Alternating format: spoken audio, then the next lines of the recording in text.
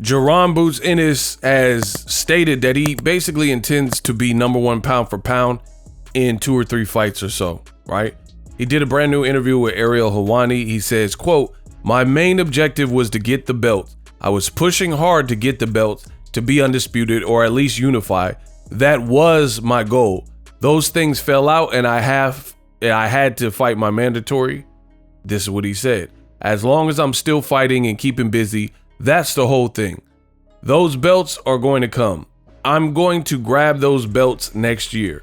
I had to fight my mandatory. This time, I'm going to beat him easier and in better fashion. It's a blessing to have him on the card," meaning Bam. "He's a top 5 pound for pound. I'm glad to have him on my card," right? He goes on to say the card is going to be crazy. He says that basically Eddie Hearn has a mouthpiece and he can just sit back and fight, which I totally disagree with. I'll explain why by the end of this video. Stay tuned to the end. He says all you got to do is sit back and fight and do what you need to do. That's win, right?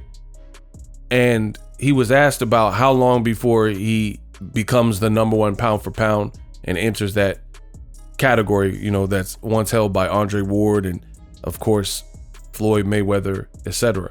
He says, "In 1 or 2 fights, I'm right there. I just need that one name. That is all." If you follow my channel, you know I've been a fan of Jaron Boots Ennis from the beginning. I've always liked the way he fights, but I gotta be honest, like I always am on my channel, and a lot of what he's saying sounds good, right? It sounds good. I also was critical when he signed with Eddie Hearn. Eddie Hearn could be the right fit for some fighters, but an American star like Jaron Ennis, I think him staying with Espinoza, the now defunct Showtime, which would likely be him moving over to Amazon Prime alongside Canelos and Tanks. To me, I think that move was brighter for his future. And I expressed that from day one, right? This is just my opinion. And so far, nobody's been able to prove me wrong. Initially, when I said these things, some people were like, no, give it a chance. You're hating. Eddie Hearn's going to be great. I haven't seen this great pairing. I mean, he's fighting a guy literally that he fought before, and it was his worst fight to the eyes. Like, people weren't left salivating for more, right? And Karen Chukadasian. Not only that, that fight on PBC, Premier Boxing Champions, was an undercard fight. It was like a co-feature to Gervonta Davis versus Hector Luis Garcia. So that fight is where it should have been, on the bottom of a bigger name card or whatever.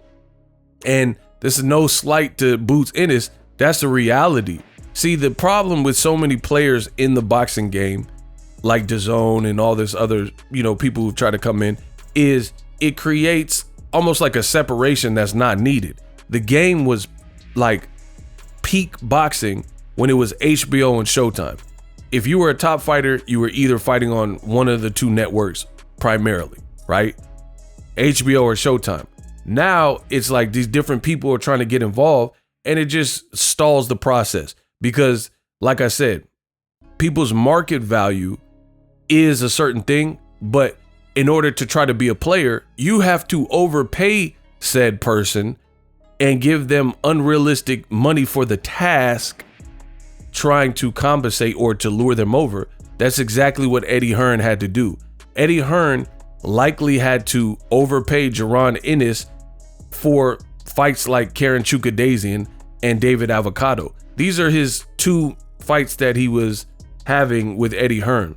And I'm telling you, these aren't big fights. That's why Eddie Hearn keeps shoving Jaron Ennis cards in Philly, because you have to go where he has the most support.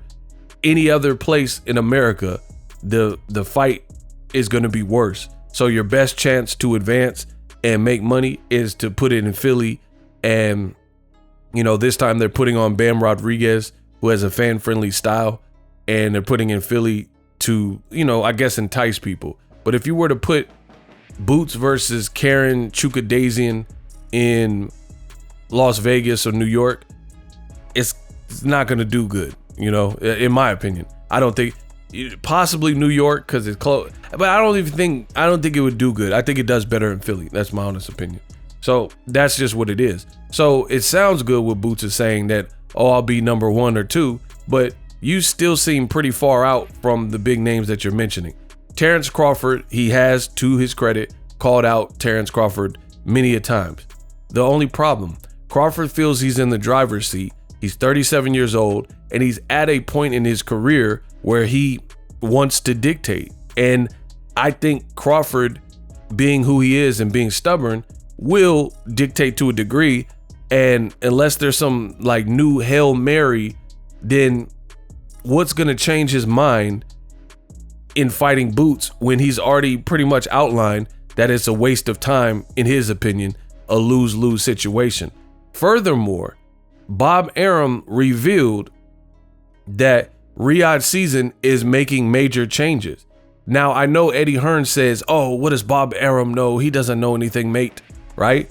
But a new report came out, and if you want me to make a video about it, type the word Saudi in the comment section. But just to give you the cliff notes pretty much confirmed what Bob Arum has been saying about Riyadh Season tightening up the purse strings and spending less money overall because the spending got out of whack. That's what they're saying. So that poses a major problem if these things are true, which they're being reported and stated that Riyadh Season is going to be more focused on bringing the events to Saudi rather than in America, right? And other locations, and trying to bring tourists and tourism to their kingdom, right?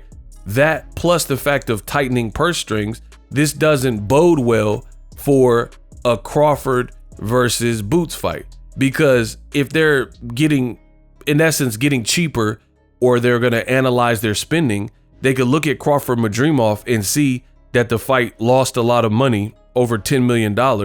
So that means for a guy like Boots, who's coming off of Karen Chukadasian and David Avanesian type of performances, who's going to drop crazy money to get these two in the ring? So as far as I see it, don't book no flights. Don't count on no Crawford versus Boots happening anytime soon, because again, Crawford's not really acted like he's fancy to fight.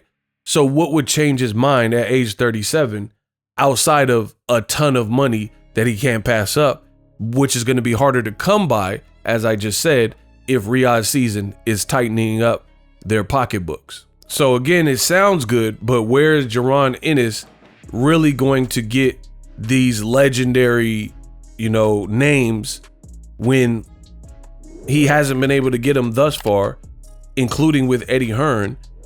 And let's be real, DAZN has some good names. Boachuk, Madrimov, I'm just saying in and around 47, 54. Crawford, Virgil Ortiz. Boots hasn't got any of them. So he's like, oh, we wanted to unify. You didn't. We wanted undisputed. You haven't been able to achieve that.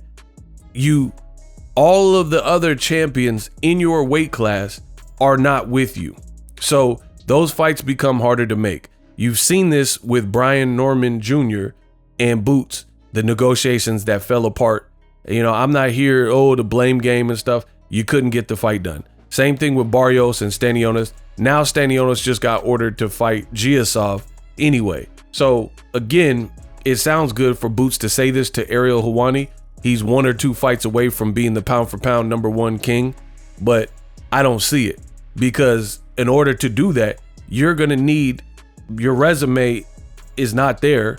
You're going to need a legendary opponent that would put you over the guys like Usyk. Usyk is not having trouble getting names to further his. He's already beaten Joshua twice, a former champion.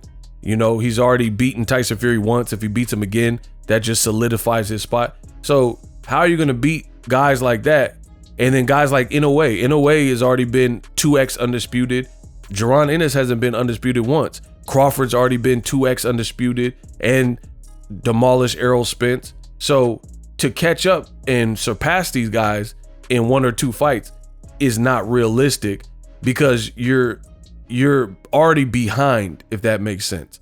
Based on the competition that Eddie Hearn has provided for you, you're already behind, you know? So those 1 or 2 fights, both would have to be like top level fights, like Virgil Ortiz and then Crawford, or beat Canelo, or, you know, just something so crazy that it just puts you at number 1 or 2. So I'm not knocking it in terms of fighters are supposed to feel confident. You're not supposed to be like, you know, some fighters are delusional, which helps them in the ring and stuff like that. But I don't see this number 1, 2, or number 1 spot in the next 1 or 2 fights with the track that he's on.